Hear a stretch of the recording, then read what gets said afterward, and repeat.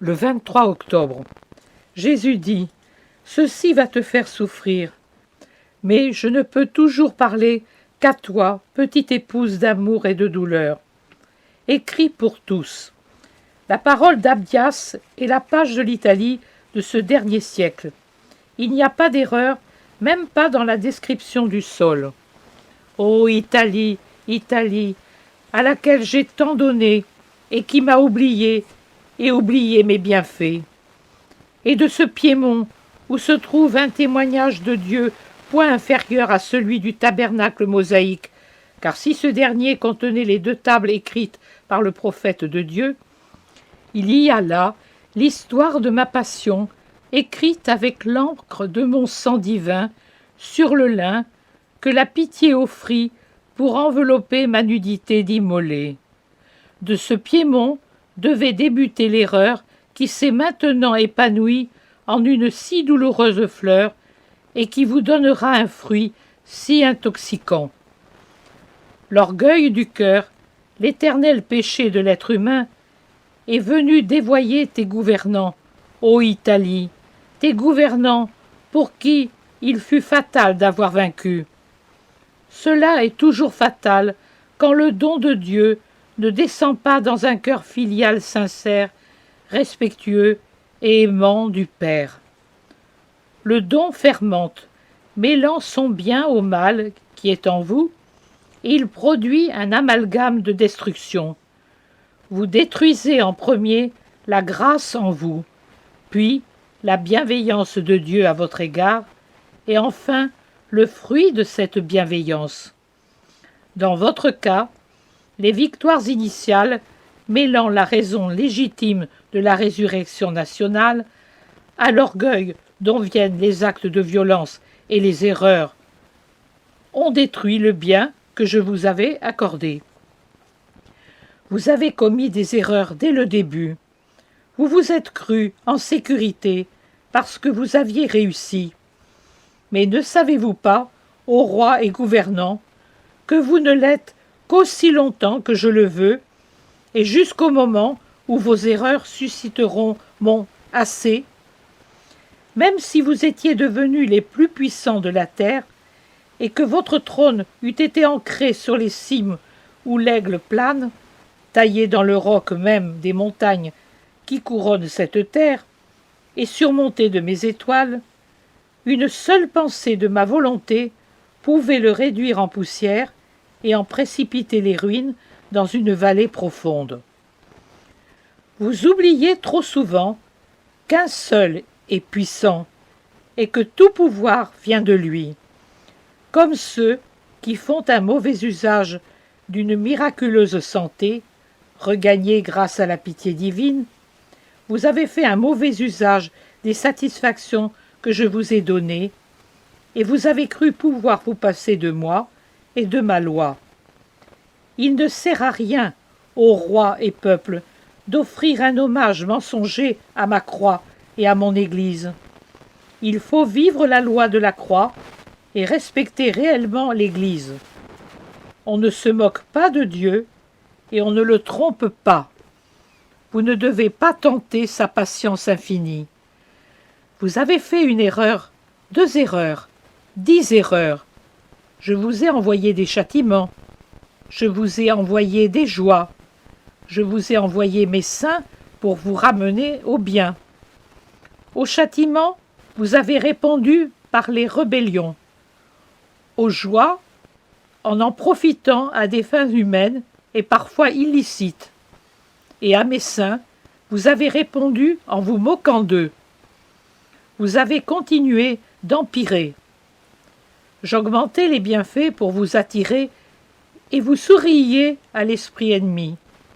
Oui, on peut dire que dans ce peuple et ses gouvernants, il n'y a plus de prudence, il n'y a plus de sagesse, mais seulement l'orgueil, la dérision, la légèreté, le péché. Vous avez tout foulé aux pieds, et vous avez fait de tout un marchepied pour grimper. Mais on ne foule pas aux pieds les choses de Dieu. On doit les accepter à genoux et avec un esprit filial, et non les utiliser comme moyen de triomphe humain. Car alors, telles les pierres d'un arc de triomphe secouées par le frémissement de ma colère, elles se disjoignent, tombent et vous écrasent.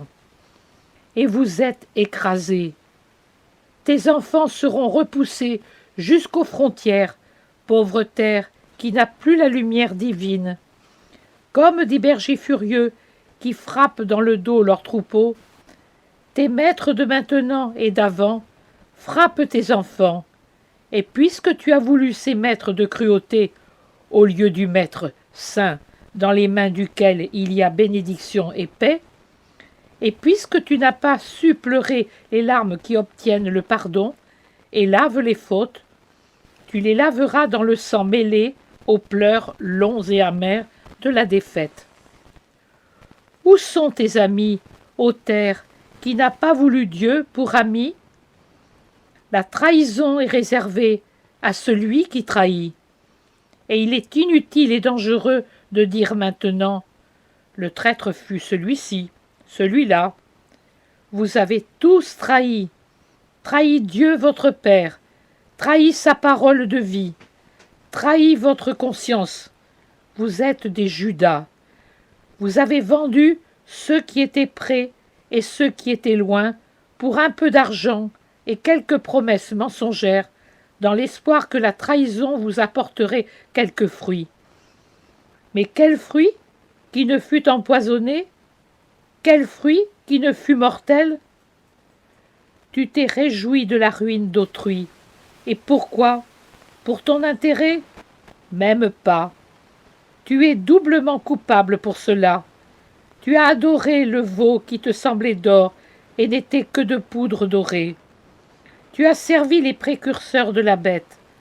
La bête te donne les fruits de son règne ténébreux.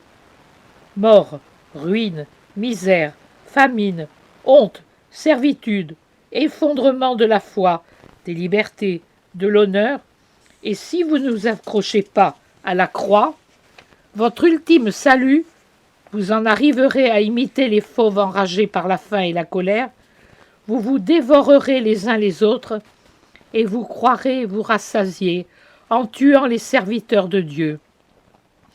Mais vous ne parviendrez qu'à détruire le bien qui fleurit encore parmi vous, et à devenir des hyènes à l'aspect humain, des démons à visage humain. Mais n'entendez-vous pas crier la voix de Dieu dans vos consciences? Ne l'entendez-vous pas qui tonne dans les cieux, vous appelant encore une fois pour vous sauver?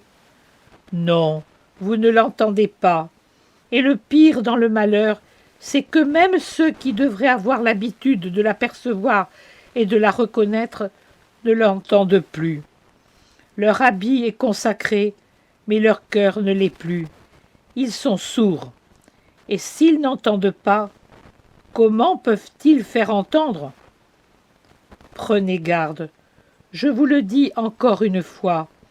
Observez les signes, vous, les lecteurs des livres de Dieu, et vous, simples fidèles. Les signes sont terribles. Éloignez-les avec la croix. Sortez la croix et mes effigies. Chassez Satan avec le Christ vainqueur. Ayez foi, ayez foi. Mourrez de ne pas avoir foi. Je voudrais que vous bénissiez chaque région, chaque province, chaque ville avec moi, Rédempteur. Non avec des fêtes, ce n'est pas le moment, mais avec de vraies adorations et de pures bénédictions pour vous libérer de celui qui fait des possédés de vous et de vos maîtres de maintenant et d'avant. Jésus me fait comprendre qu'il désirerait qu'on adresse des prières aux représentations du Rédempteur, pour cette région, au saint visage, mais sans fête, de ville en ville, de village en village, de bourgade en bourgade. C'est une vraie torture que d'avoir à écrire certaines pages douloureuses. Je sens mes nerfs se recroqueviller. Mais que faire?